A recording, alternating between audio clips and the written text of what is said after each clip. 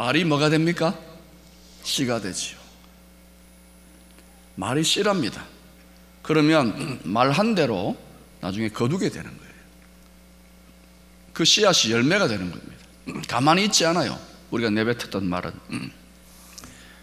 같은 교회에 다니는 두 집사님이 계셔요. 근데 이 집사님이 각각 자기 집에서 앵무새를 키우고 있었습니다. A 집사님 집에 앵무새는 늘 입으로 아이고 죽겠네, 아이고 죽겠네 그러는 거예요. B 집사님 집에 앵무새는 늘 하는 말이 뭐냐 하면은 응답하여 주시옵소서, 응답하여 주시옵소서 이러는 거예요. 어떻게 된 일인지 살펴보니까 A 집사님 그 집에서는 이 집사님 허리가 안 좋아가지고 일어날 때마다 아이고 죽겠다, 아이고 죽겠네 이러니까 앵무새가 그걸 자꾸 듣다 보니까 따라하는 거예요. B 집사님 집에서는 이분이 기도의 용사인가 봐요. 집에서도 열심히 기도하는데 마지막에 꼭 강조한다고 응답하여 주시옵소서 이러니까 앵무새가 그 소리를 듣고 크게 들리는 그 소리를 듣고 따라하는 거예요. 그런데 A 집사님 집에만 들어가면 자기가 키운 앵무새가 아이고 죽겠네 이러니까 듣기가 싫잖아요. 그래서 이 앵무새 말버릇을 좀 고쳐야 되겠다 싶어서 B 집사님한테 양해를 구하고 그 집 앵무새하고 한 우리에다가 넣어 놓았습니다. 말이 좀 바뀌라고. 그런데 며칠 지났는데 A 집사님 집에 앵무새가 죽어버렸어요. 도대체 무슨 일이 났느냐? A 집사님 집에 앵무새가 아이고 죽겠네, 아이고 죽겠네 이러니까 B 집사님 집에 앵무새는 그걸 듣고 맞장구를 치면서 응답하여 주시옵소서, 응답하여 주시옵소서. 소원대로 된 겁니다.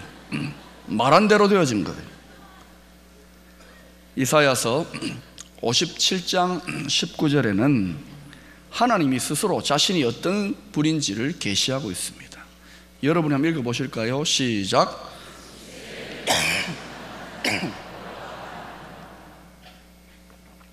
입술의 열매를 창조하는 자, 우리가 내뱉었던 말의 씨앗, 그것을 열매 맺도록 하시는 분이 하나님이라는 거예요. 그러니 여러분, 하나님 믿는 우리가 정말 말 조심해야 돼요. 우리가 툭툭 내뱉는 게 전부 다 씨앗이라는 겁니다. 구약의 잠언서는 지혜의 문서로 알려져 있죠. 특별히 잠언 10장부터 15장은 집중적으로 의인과 악인에 대해서 선명하게 대조를 해주고 있습니다. 오늘 본문도 여러분 읽어보셨지만 의인과 악인, 악인과 의인이 대비되어 있습니다. 잠언의 전체적인 교훈, 아니 성경 전체의 교훈은 뭐냐? 하나님을 경외하는 의인은 승리하고 형통하고 하나님을 대적하고 불순종하는 악인은 패망한다, 심판받는다. 이게 성경 전체의 주제요, 특별히 잠언서의 주제입니다. 그런데 우리가 이 사실을 아멘 하고 믿지만 이 진리를 세상에 비추어서 적용해 보려고 하면, 그렇게 바라보면 이 불의한 세상이 꼭 그렇게만 작동되는 것 같지 않을 때가 있잖아요. 악인이 막 번성하고 악인이 형통하는 것 같아요. 반대로 하나님 말씀대로 순종하고 하나님 경외하는데 고난을 당하고 시련을 당하고 그런 일들도 일어납니다. 그때 우리는 이 진리가 진리가 아닌 것인가? 아니에요. 여러분, 하나님의 높은 차원으로 올라가서 그리고 영원의 차원 멀리 내다보면 역사를 보세요. 인간의 수천 년의 역사를 보면은 하나님께서 악인들을 심판하시고 벌 주시고, 그리고 하나님을 경외하는 의인, 그 당대가 아니면 그 후대의 후대라도 하나님 반드시 형통케 하시고 복 주신다는 것 입증된 사실입니다. 그래서 성경적 세계관은 아니라 할지 모르지만 동양 철학, 특별히 공자님께서도 이런 말을 했어요. 순천자는 흥하고, 그때 하늘의 뜻에 순복한다 할 때 이 하늘을 하나님으로 생각해 봐요. 막연하지만 그들은 하나님 개념이 있었단 말입니다. 하나님의 뜻에 순복하는 자는 흥하고, 역천자, 하나님의 뜻을 거스리는 자는 망한다 그랬습니다. 보편적인 일반 진리가 통하는 거예요. 왜냐? 창조주 하나님 여호와 하나님께서 이 세상을 다스리시기 때문에. 그런데 오늘 본문 9절과 11절은 특별히 우리가 입으로 내뱉는 말, 이것을 중심으로 의인과 악인의 삶의 열매를 구분해 놓고 있습니다. 9절 말씀 여러분이 한번 읽어보실까요? 시작.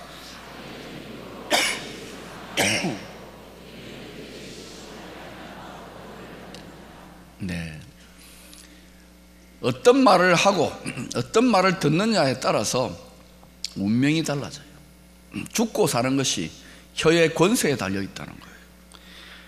저주의 말을 계속 듣다가 보면 그걸 믿고 받아들이면 저주가 임합니다. 저주의 말이 임해도 그걸 믿음으로 뿌리치고 부인하면은 그 저주가 나에게 응하지 않지만, 누가 무당이나 이런 사람들 저주하는 저주를, 또는 나쁜 사람이 저주하는 저주를 딱 믿고 받아들이면 그게 딱 못처럼 박혀가지고요 내 삶을 파괴시켜요. 반면에 복된 말, 축복의 말을 들으면 그걸 믿음으로 받아들이면, 믿음을 붙잡으면 하나님의 복의 열매가 임하게 되는 줄로 믿습니다. 요즘은요 학교에 다니는 아이들도 좋은 말, 착한 말이 아니라 더러운 말, 특별히 욕을 입에 달고 사는 아이들이 많아요. 몇 년 전에 통계인데 한국교육개발원에 조사를 해보니까 우리나라 초등학생, 중학생, 고등학생 73% 아이들 중에 3분의 2가 욕을 하며 산다는 거예요. 그리고 그 중에서 특별히 32%, 3분의 1의 아이들은 욕을 입에 달고 살아요. 욕에 중독된 거예요. 뭐 어쩌고 저쩌고 하다가 쌍시옷이 툭 튀어나오고, 뭐 어쩌고 저쩌고 하다가 견이 튀어나오고, 뭐 그런 거예요. 웃지도 않아요. 이 아이들 30%, 70% 이 아이들 걱정되지 않습니까? 이 아이들이 자라서 자기들이 뿌린 그 나쁜 말의 씨앗 그대로 거두게 될 건데 걱정돼요 정말. 그리고 그 아이들이 자라서 이 나라와 민족을 이끌 만한 사회가 될 때 이 사회가 어떤 사회가 되겠습니까? 이 뇌의 특성상 현실과 우리가 하는 말을 뇌가 정확하게 구별을 안 해요. 그래서 모든 게 평안하고 나도 건강한데도 그 사람이 입에 달고 다니면서 아이고 짜증나 죽겠네, 아이고 힘들어 죽겠네 그러잖아요. 그러면 뇌는요 입술을 통해서 고백된 그 말이 귀를 통해 다시금 뇌로 입력이 돼요. 그래서 몸을 쫙 살펴보는 거예요. 뇌가 멀쩡한데 죽겠나고 하네? 그럼 멀쩡하면 안 되지, 죽어야지, 짜증나야지. 그래서요 짜증나라고 죽으라고 내가 정보를 내려요. 말한 대로. 그래가지고 쫙쫙 호르몬이라고 있잖아요. 호르몬을 쫙쫙 뿜어내요. 그래서 완전히 몸을 망가뜨리는 거예요. 여러분 건강이 상한 분들 보면은요 또 뭐 중한 병에 걸리고 하는 분들 보면 다 어때요? 어떤 마음의 충격을 받거나 막 이렇게 힘든 말, 저주하는 말, 또는 본인이 하기도 하고 듣기도 하고 다 마음이 상하고 말로 인해 상처받은 사람들이 굉장히 많은 거예요. 그러면 이 좋은 호르몬, 좋은 약이 뿜어져 나오는 것이 아니라 죽이는 말, 힘들게 하는 그런 호르몬들이 막 뿜어져 나오는 거예요. 그러니 여러분 인생을 바꾸고 공동체를 바꾸기를 원한다면 먼저 해야 될 게 뭐냐? 뭐 너무 거창한 거 하려고 하지 마세요. 말의 습관부터 바꿔야 돼요. 하나님을 믿는다고 하면서 축복하는 용도로 주신 입술을 가지고 남을 비난하고 정죄하고 판단하고 불평하고 불만만을 막 터뜨린다면 어떻게 그 성도와 그 성도의 가정이 하나님의 크신 복을 받겠습니까? 그런데도 특별히 비난하는 말, 정죄하는 말을 잘하는 사람일수록, 그런 성도들일수록 자존심이 세요. 똑똑하다고 생각하는 거예요. 자기가 제일 잘 믿는다고 생각하는 거예요. 근데 헛똑똑이. 근데 스스로를 망치고 있는 거예요. 그러니 여러분 말 조심해야 돼요. 요즘 전 세계적으로 새롭게 유행하는 신조어가 하나 있습니다. 합성어인데 그 용어가 뭐냐면 텅푸란 말이에요. 텅푸. 텅은 영어로 혀라는 말이죠. 푸는 쿵푸 알죠? 중국 무술. 쿵푸의 뒷자 푸를 해가지고 혀와 무술, 중국 무술을 결합해가지고 텅푸라 그러는 거예요. 이 용어를 왜 쓰느냐? 혀로 하는 이 말도 그냥 나오는 대로 내뱉는 것이 아니라 혀를 꼭 사람이 무술을 연마하듯이 그렇게 혀 쓰는 법, 말하는 법을 훈련해가지고 지혜롭게 적절하게 그렇게 말하는 훈련이 필요하다는 거예요. 텅푸. 그래서 제가 오늘 아침에 나오면서 설교해야 되니까 이렇게 입도 풀어보고 하면서 여입 텅푸. 여러분, 우리가 성령으로 충만한 신앙생활을 하는 게 굉장히 중요합니다. 성경은 성령의 충만을 받으라고 명령을 합니다. 특히 세상이 악해지고 어려워질수록 더 능력 있는 성도가 되려면 성령 충만해야 됩니다. 왜 성령 충만이 중요하냐? 하나님은 하나님 자신의 마음속에 있는 그 많은 말씀들이 있습니다. 축복의 씨앗들이 있다고요. 그것을 성령의 충만한 감동을 통하여 하나님의 종들이나 하나님의 백성들에게 그거를 이 세상에 나누게 하시는 거예요. 그런데 우리가 성령 충만하지 못하고 성령을 근심하게 하고 성령을 소멸하게 하고 영적으로 병들어 버리면 우리의 입에서 나오는 말이 우리 수준의 말밖에 못하는 거예요. 눈에 보이는 말밖에 못하는 거예요. 힘들면 힘들어 죽겠다. 또 자기가 좀 스트레스 쌓이고 그러면 아이고 짜증나, 이런 정도의 말밖에 못해요. 그러나 자유의 영, 모든 상황과 현실을 초월하는 하나님의 영, 성령으로 충만해지면은 하나님의 창조적 능력을 간직하고 있는 축복의 씨앗, 축복의 말씀들을 우리도 모르게 내뱉게 되는 거예요. 막 담대하게, 상황과 무관하게. 그래서 성령 충만이 너무너무 중요한 거예요. 근데 성령 충만이 그냥 오는 게 아닙니다. 열정적인 기도를 통해서, 특히 내가 힘들고 어렵고 중환병에 걸려있고 두려움과 염려가 홍수처럼 몰려올 때는 더더욱 기도 많이 해야 되는 거예요. 그러면 상황은 달라진 게 없는데도 마음에 담대함이 임하고 또 마음이 충만해져 가지고요, 입술의 고백이 달라지고 표정이 달라지는 거예요. 사랑하는 여러분, 특별히 성령으로 충만하여질 때 성령께서 은사를 주시는데 그 은사 중에 하나님의 말씀을 맡아서 전하게 하는 은사가 있습니다. 그게 바로 예언의 은사라는 겁니다. 예언은 미래에 대한 쪽집게, 점쟁이 은사가 아니고 하나님의 말씀을 맡길 예, 말씀 원자, 하나님 말씀을 맡겨주시는 은사예요. 성령 충만한 자에게 주시는 은사입니다. 그런데 여러분이 예언 기도 받는다고 여기저기 돌아다니고 너무 그러지 마세요. 늘 일상적으로 예언의 현장이 교회 공동체 가운데 주어져 있는 줄로 믿습니다. 그 자리가 어딥니까? 바로 이 설교의 강단이에요. 예배의 현장이에요. 하나님의 말씀, 하나님과 씨름하며 우리 공동체에 필요한 말씀이 무엇인지를 붙잡고 주일마다 또 모든 공예배마다 선포하는 말씀, 하나님의 종들에게 말씀을 맡기셔서 선포하는 거예요. 그래서 여러분, 이 강단에서 예배 현장에 나올 때에 선포되는 말씀을 위해서 기도해 주셔야 돼요. 인간적인 말이 아니라 성령으로 충만해서 하나님의 마음속에 있는 것을 우리 공동체에 말씀해 달라고 기도하셔야 돼요. 목회자를 위해서, 여러분을 위해서도 기도하지만은 교회 지도자들을 위해서 기도하셔야 된다고요. 그리고 또 중요한 것은 그렇게 담대히 하나님 말씀을 선포할 때에 성도들은 믿음으로 이것이 나에게 주시는, 우리 공동체에 주시는 하나님 말씀이라고 믿음으로 받아들이게 될 때 그 말씀 속에 숨어있는 복된 창조의 능력이 여러분 삶에 풀어지기 시작하는 거예요. 성령 충만한 신앙생활하는 성도는 벌써 얼굴 표정이나 또는 말이 다릅니다.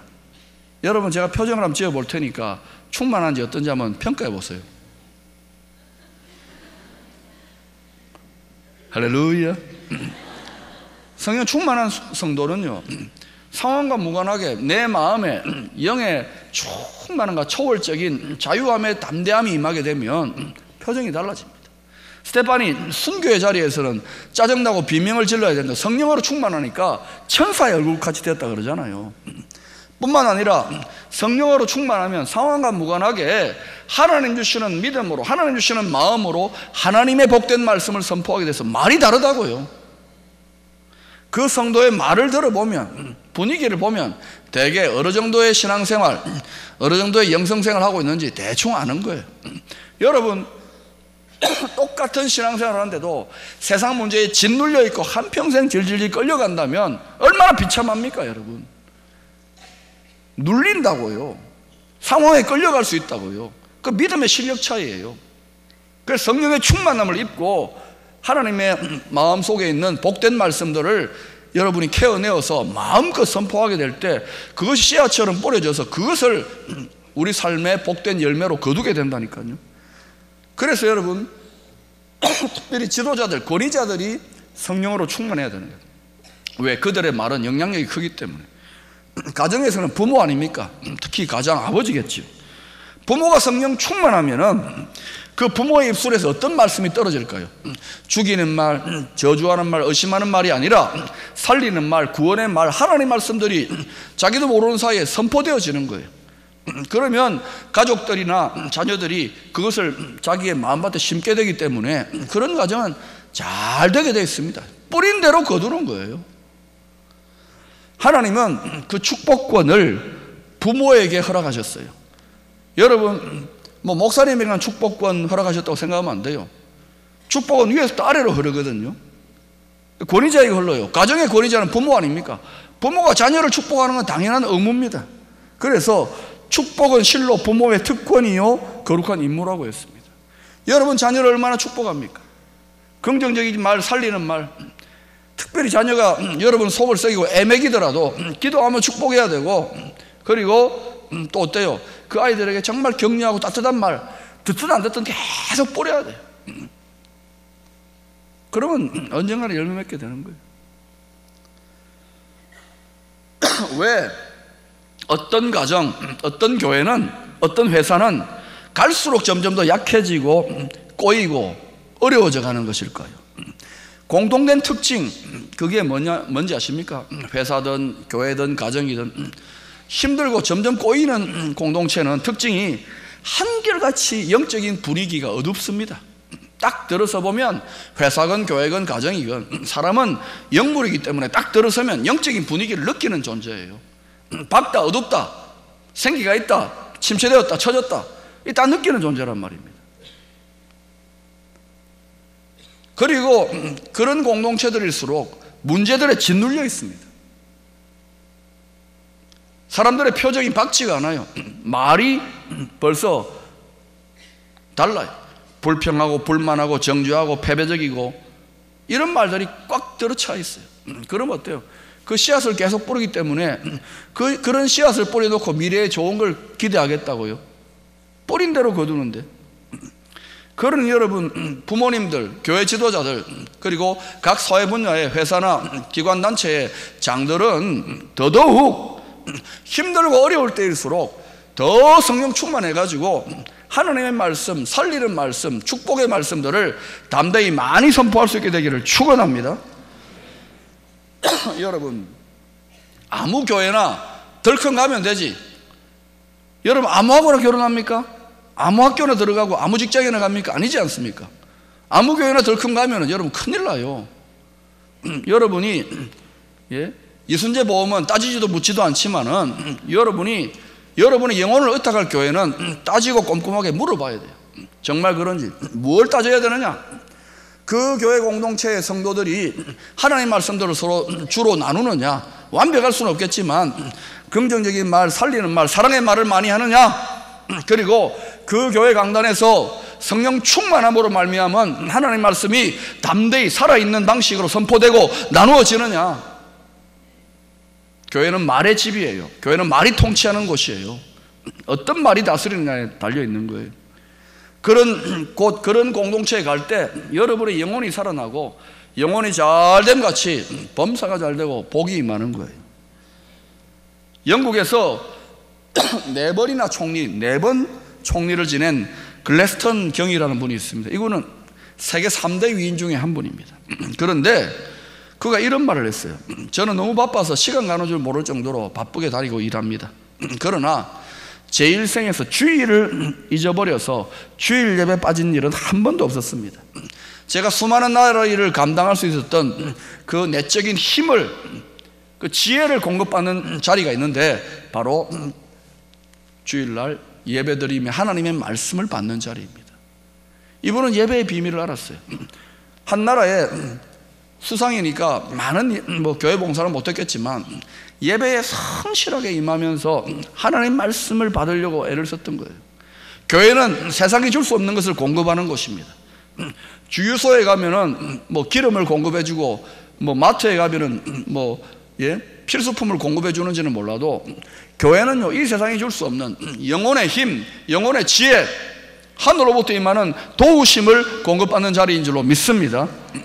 그래서 여러분, 하나님의 복된 말씀이 이 세상의 압력에 굴복하지 아니하고 성령으로 충만하여 선포되어지고 나누어지는 교회는 그 시대에 사람들과 가정과 또 그 사회에 엄청난 축복의 통로가 된다는 사실을 아셔야 됩니다.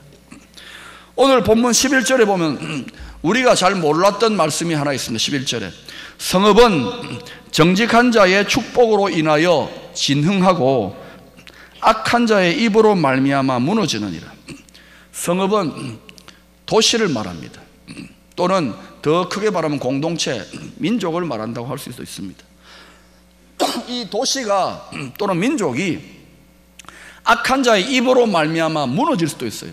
나라 망하는 거 간단합니다. 온 백성들이나 아주 극악한 자들이 나쁜 말을 계속 퍼뜨려가면 나라 순식간에 망합니다. 도시 망합니다. 그러나 나라가 흥하고 도시가 흥하려면 어떻게 되느냐? 간단해요. 그것도 정말 하나님 보시기에 경건한 자들, 정직한 자들, 의인들이, 하나님 잘 섬기는 자들이 부지런히 축복해야 돼요. 축복의 기도를 하고 축복의 선포를 하고 잘 될 것이라고 선포하고 긍정적인 말, 살리는 말, 희망의 말을 선포해야 되는 거예요. 그때 잘 되게 되어 있습니다. 베드로 사도는 믿는 우리를 왕같은 제사장이라고 했습니다. 만복의 근원이 되시는 하나님의 뜻을 따라 먼저는 우리 자신을 축복하세요. 참 너 귀하다. 우리가 겸손한 거 좋지만 마귀는요, 죄책감 같은 거를 자꾸 크게 해가지고 자학을 하게 하고 내 가지고 쓸데없다고 하는데 아니에요. 우리는 그리스도 안에서 존귀한 자인 줄로 믿습니다. 자, 오른손 들어보세요. 귀하다. 예, 착각은 자유입니다. 그러나 여러분, 하나님의 눈으로 우리를 축복하는 거예요. 아멘. 우리가 소중한 존재입니다. 하나님께. 할렐루야. 여러분 자신을 축복하세요. 그리고 가정을 축복하세요. 자녀들, 애매기는 자녀들 축복 많이 하세요. 눈물 콧물. 새벽에 자녀를 위해서 기도하는 어머님이 있어요. 내가 가서 기도도 돕기도 하고 그랬는데 내가 그랬어요. 야, 그놈이 나중에 제대로 정신 차리고 돌아오면 그 어머님한테 저라고 어머니 업고 다녀야 될 거다. 그 기도, 그 눈물의 기도 땅에 떨어지지 않는 줄로 믿습니다. 씨앗을 심은 거예요. 인내의 기도, 눈물의 기도는 길지만 응답은 한순간이에요. 할렐루야. 낙심하지 마시고 끝까지.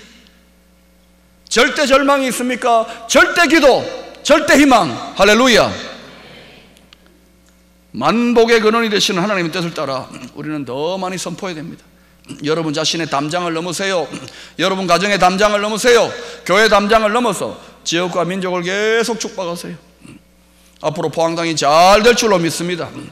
아세아 선교의 새로운 부흥의 진원지로 하나님께서 삼으실 줄로 믿습니다.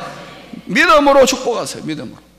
그것이 언제 일어날지는 모르지만 하나님이 주시는 감동대로 씨앗을 부지런히 심으면 농사의 원리대로, 심고 거둠의 원리대로 주의 때가 되면 거두게 되는 거예요. 여러분의 가정을 위하여, 교회를 위하여 열심으로 휴건하시고 기도하시고 축복의 말을 유통하는 제사장의 사명을 잘 감당할 수 있기를 축원합니다.